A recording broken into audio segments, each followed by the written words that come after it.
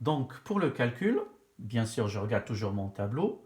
La tâche A, ça prend 3 jours. Donc, je regarde la tâche A et tout ce qui part, je mets 3. La tâche B, ça dure 9 jours. Tout ce qui part de B, je mets 9 jours. Comme il y a deux arcs qui partent, je mets deux fois, bien sûr, la valeur. La tâche C, elle prend 4 jours. La tâche C, elle prend 4 jours. Bon, je pense que vous avez compris, on va continuer. La tâche D, 6 jours. Donc tout ce qui part de D, 6 jours. La tâche E, 2 jours. Donc la E, 2 jours. La F, 4 jours. La tâche F, 4 jours. Vous voyez, c'est pour ça qu'on a mis l'arc qui va à la fin, pour pouvoir mettre ma valeur. La tâche G, 7 jours. Donc tout ce qui part de G, 7 jours. Et bien sûr, tout ce qui est relié avec début, on met 0. Pourquoi? Parce que concrètement, les travaux commenceront ici. Là, c'est juste pour le schéma. Donc là, voyez bien mon réseau NPM avec toutes les tâches à réaliser et bien sûr toutes les durées.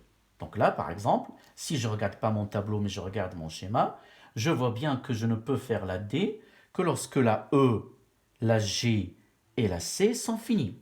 Donc, c'est ce qu'on avait dit dans le tableau précédent. Bon, maintenant, bien sûr, quand on a un projet, on cherche à le terminer le plus tôt possible, bien sûr, en réalisant toutes les tâches. Donc, c'est pour ça, on calcule ce qu'on appelle, ça s'appelle soit la date au plus tôt,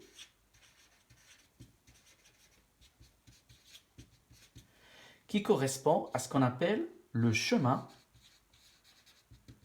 le plus long.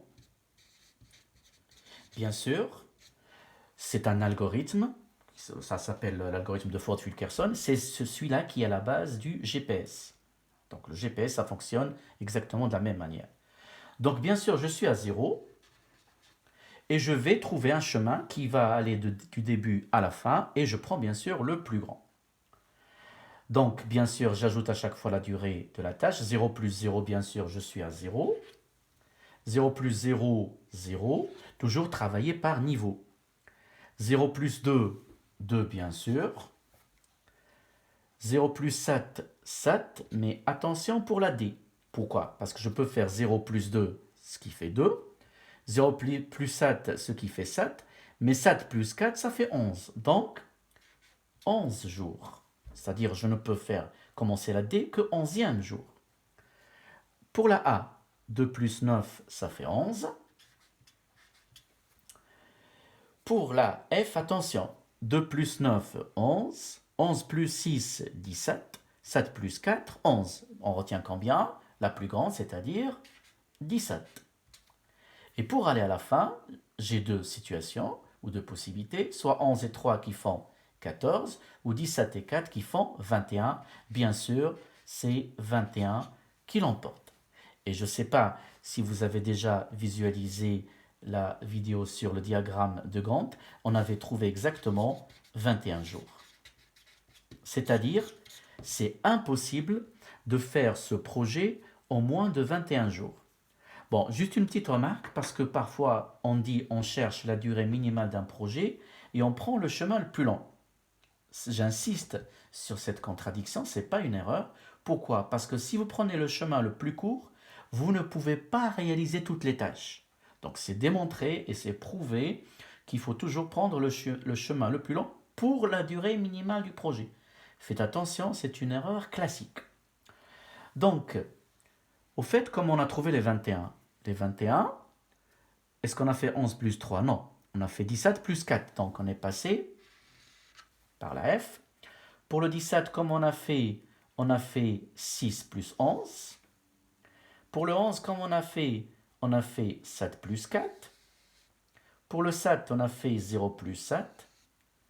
Et pour le 0, on a fait directement. C'est-à-dire que ce chemin-là que vous voyez en rouge, ça s'appelle le chemin critique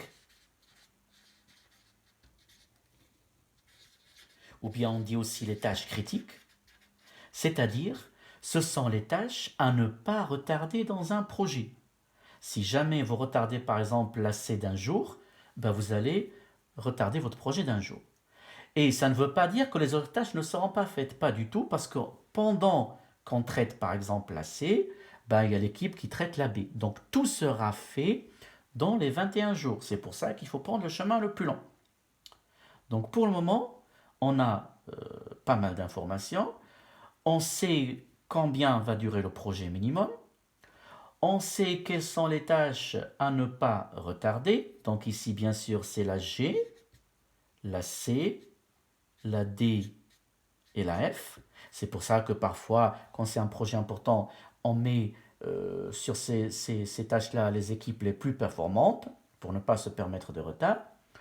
Maintenant, ce qui est aussi intéressant, c'est de savoir quelles sont les tâches que je peux retarder. Bien sûr, c'est celles qui ne sont pas sur le chemin critique. Et de combien? C'est ce qu'on appelle la date au plus tard. C'est pour ça que je vous ai dit, on laisse 3 cases. Donc la date au plus tard.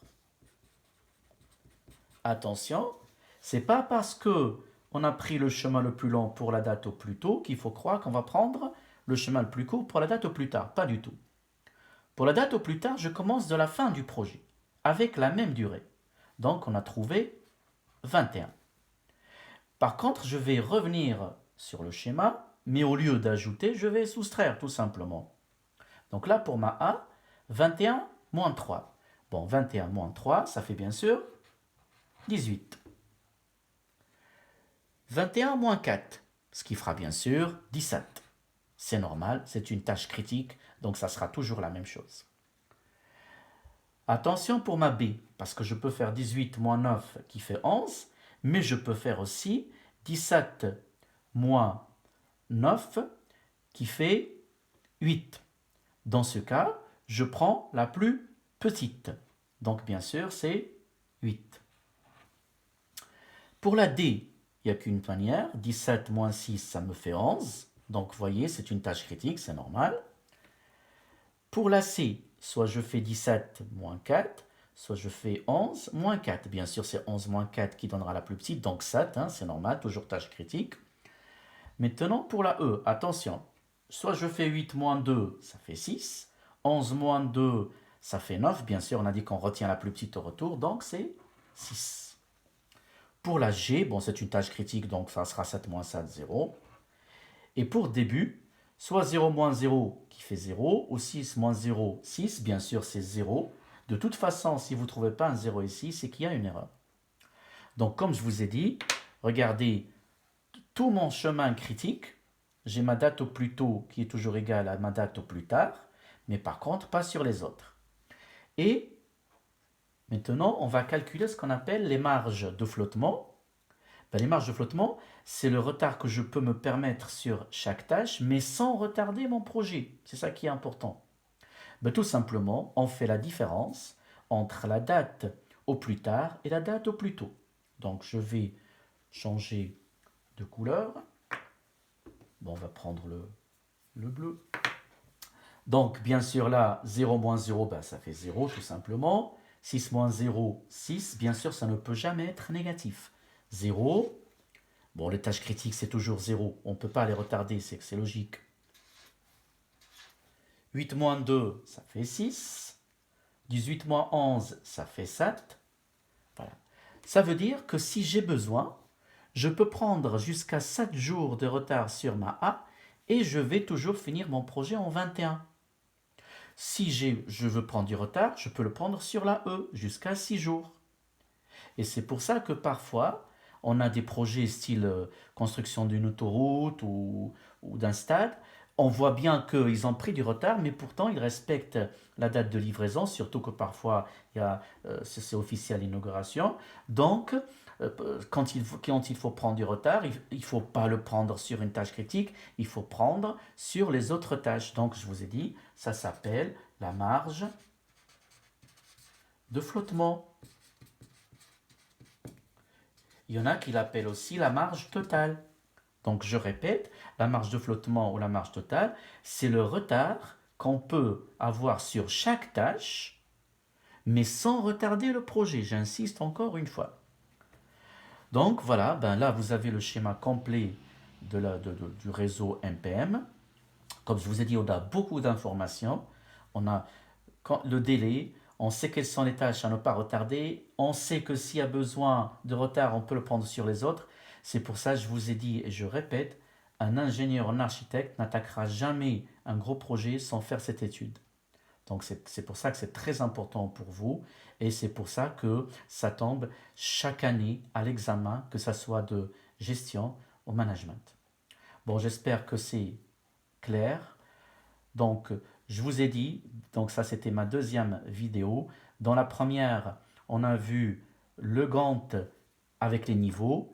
Et là, on a revu un petit peu les niveaux. Mais c'est surtout, ce qui m'intéressait moi, c'était la méthode MPM. Bon, je vous dis merci et à bientôt.